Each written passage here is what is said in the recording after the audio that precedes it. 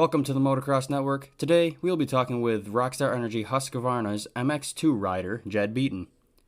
Now, Beaton recently got his first podium at the MXGP Of Faenza, and he currently sits fourth in MX2 championship standings. I hope you enjoy this interview, so let's get to it. It's been obviously interesting trying to get in contact because of the time difference, but we finally got it. Crazy, isn't it? Oh, yeah. I mean, I think you're 6 hours ahead. You're in Italy still, correct? No, I'm back in Belgium now, but I think it's the same time. All right, yeah. So it was obviously tough, but awesome to start talking with you. I'll start off with you've been phenomenal this season. What do you think has? Sorry, I interrupted you. What would you say? I said, I don't know about that.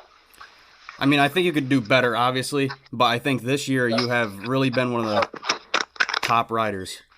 So what changed from 2019 to 2020? You made a huge difference in riding skill and obviously finishes. To be honest, the only difference was that I didn't have like an injury over the off season. Pretty much everything else has been the same. But yeah, last year was just difficult with a lot of injuries and just a lot of small shit that obviously hinders your riding and hinders your confidence a little bit. But yeah, this year, other than that, it's been no different at all. It's just the no little injury thing, and then having a good off season and a good preparation. All right.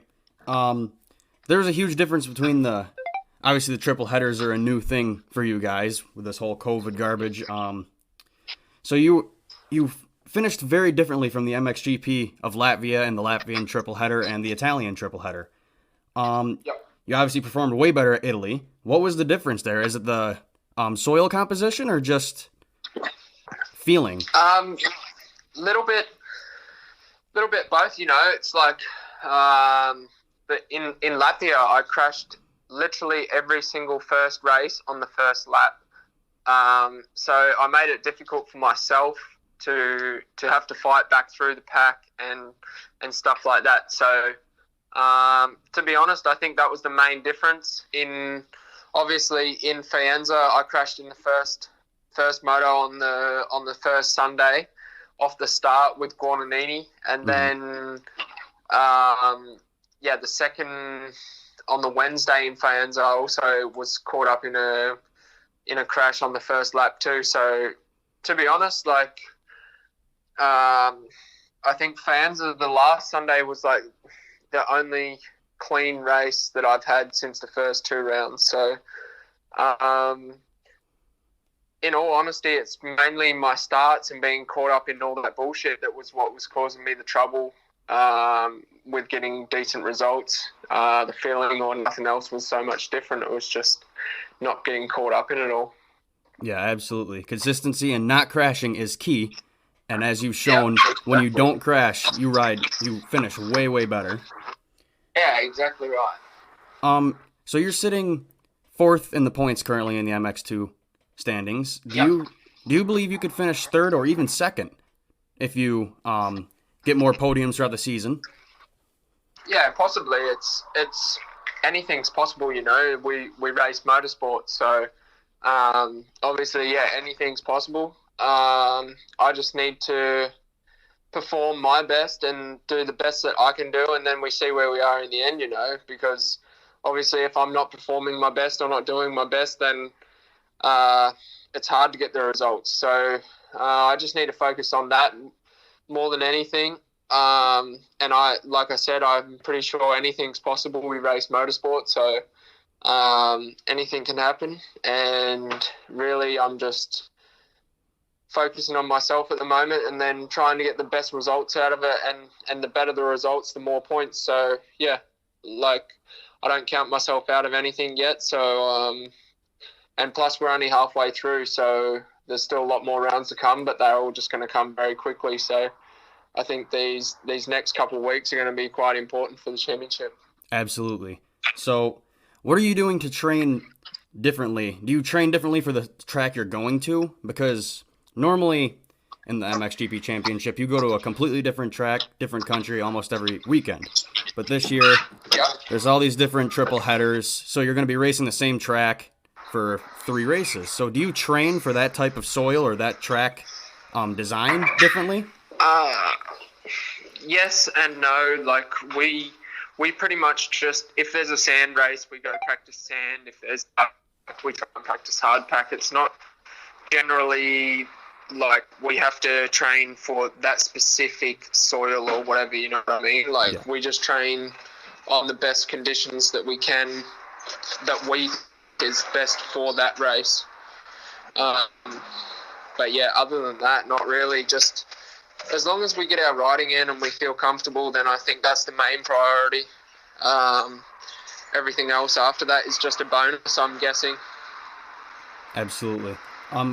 I mentioned earlier that you got your first podium at, I forgot the name of the MXGP. They've got all these weird names for the same track.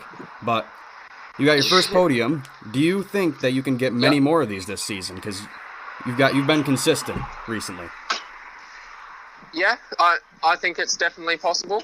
Obviously, like I said, it's to do with the starts and staying out of all the bullshit. But if I can do that, I think I can definitely be a top guy for the rest of the series.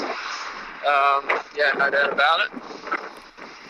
My final question, I know it's really early, it's only halfway through this season, but you are sticking with the Husqvarna team for next year, correct?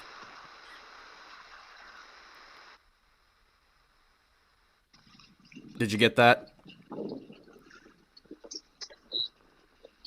Sorry, you still there? Yeah, can you hear me? Yeah, can now. Okay, sorry. You are sticking with Rockstar Husqvarna next year, correctly? Or correct? Yes. I signed a contract extension to finish off my MX2 career, which is only next year. So I signed that in the Corona period before racing started again. Alrighty. So my final question would be, I know it's early, but do you think that you could be in title contention for next year, battling with obviously either Tom Vial? Tom Vial's looking strong right now. Do you think you could be battling with him next year?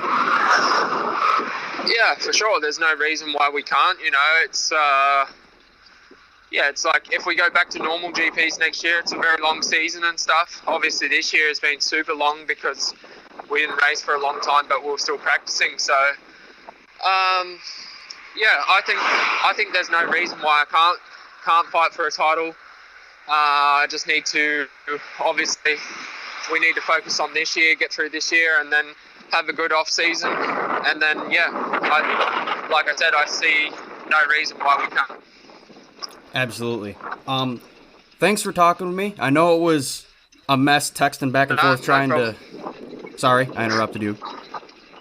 No problem at all. Oh, okay. It's like I said, it's a bit hard with the time difference because obviously when you're busy, I'm not, and then when I'm busy, you're not. So it's a little bit hard, especially even when you're sleeping and stuff. Then I've got plenty of time, and then when I'm sleeping, you got plenty of time. So it makes it difficult. That's the only thing.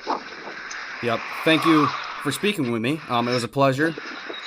Good luck for the rest of the season. I really see you battling in the top 3 at least. So thanks for talking to me. No, not a problem at all. Thanks for your time also and doing the interview. All right. I hope I talk to you again sometime in the future. Good luck, man. Yeah, no problem. Thank you. Bye. Bye.